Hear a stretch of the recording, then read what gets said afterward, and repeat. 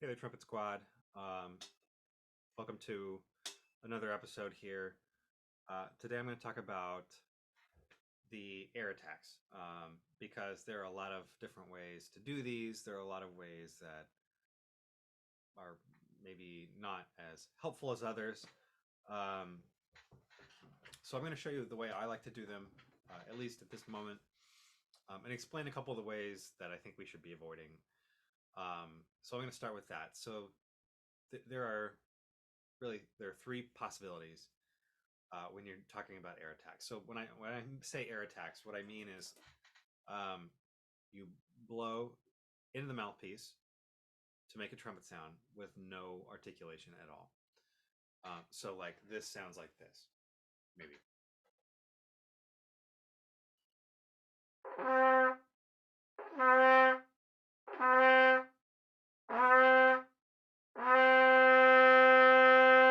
Okay, so a rough go, but that's okay.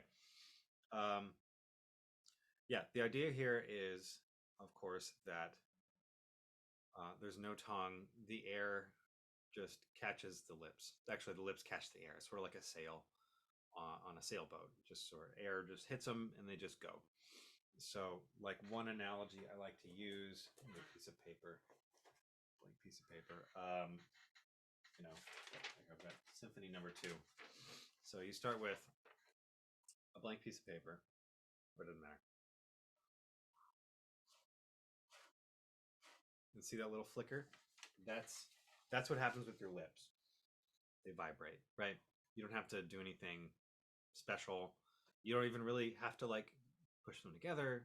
They should just catch the air and vibrate because they're a vibrating membrane, right?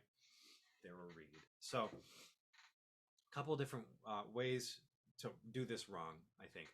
So, the first way is by like doing this pinch attack where you let the aperture just open up.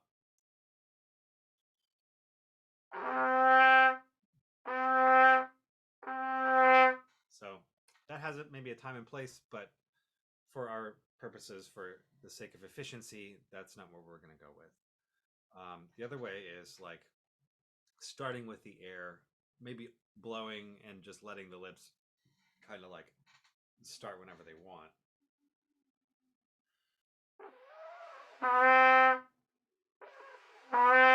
So that's the other direction. So, like in one case, the lips are maybe too close together, and in one, they're too far apart.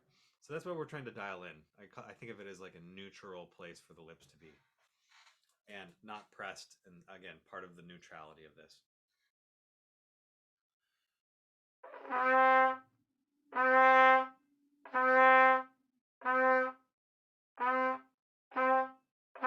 So that'll help you find like the best place to put them, the most neutral way to keep them when you're starting a note. And I included this sort of exercise in my Arbin routine, which is why I'm doing it here. Um, I don't do it this way all the time, but I do it this way, and it really doesn't matter. I just put that in there as sort of an arbitrary pattern you can use. You can go up chromatically, you can go down chromatically, whatever you want. I put up, I think, diatonically and down chromatically, just for brevity's sake. Like if you went up chromatically, you have 12 notes. If you go up diatonically, you have 8. So I'm just going to go through the up one, and if there's time, I'll go through the down one. So I think in the book it says to repeat each of these patterns until it's perfect. I don't think I'm going to get to that today. This is my warm up. May not be perfect. I'm going to do my best to show at least a couple that are sort of getting to that perfection spot.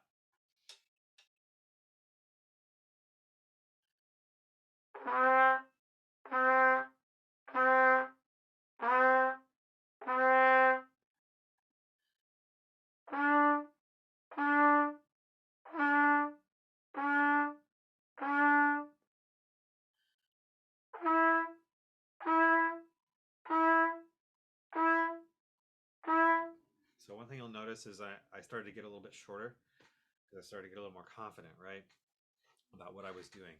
The shorter the note, the faster you're finding success, right? So if you can get to like a 16th or an eighth note, you're in really good shape. but you're looking for core. And if you have to add length to get that core, like that's great. A long, easy note is good too. A short, easy note, just means you're maybe doing things more efficiently, but that's okay. We'll get there. This is why it's in there for 4 weeks, right? To give you a chance to improve at that.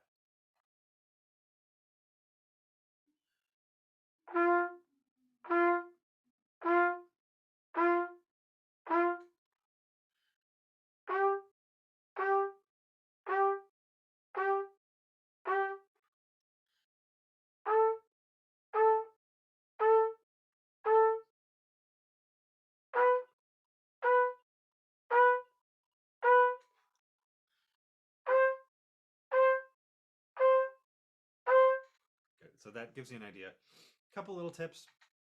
It helps me to stay neutral. This is just a personal thing. I like to push the lips forward just a little bit. It helps keep them loose. It gives me a cushion for the mouthpiece and just sort of reminds me that pressure is the enemy. So that's one list, a little personal thing. I'll show you a couple straight on here so you can kind of see what I'm talking about.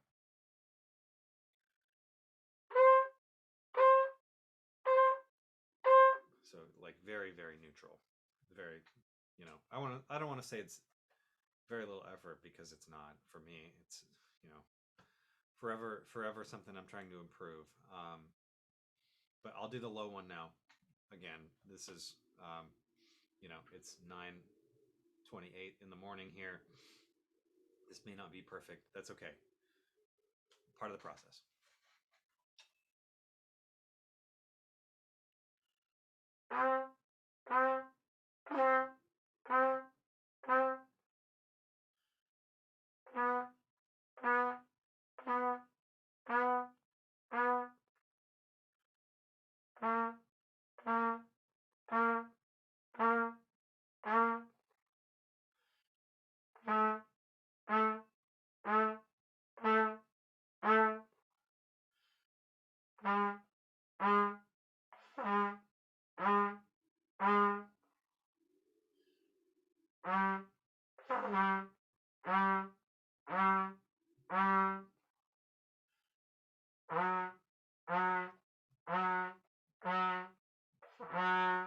Yeah, okay, so I'll stop there. Not too bad. Feeling okay today. A lot of playing yesterday, so I'm a little bit beat up, but that's okay. That's one thing we try to get past is like the physical feeling of the trumpet and just recognizing that like that beat up feeling is just an interference pattern. It actually doesn't matter to the way we play the trumpet because it's still just a membrane that's going to vibrate as soon as we put air behind it, and that's all it is. So any other like feelings about the trumpet is just an interference pattern, sort of like maybe jumping rope before you try to do like um, I don't know, like a deadlift or a squat. It's an interference pattern that takes our muscles out of like that spot that we know that they're supposed to be in and just sort of adds another variable. So we have to learn to ignore those variables, hone in on the simplest part of the equation, and move forward from there. So yeah, that's air attacks. Let me know how it goes, and don't forget to stay relaxed and great. Have a good day, and I'll see you next time.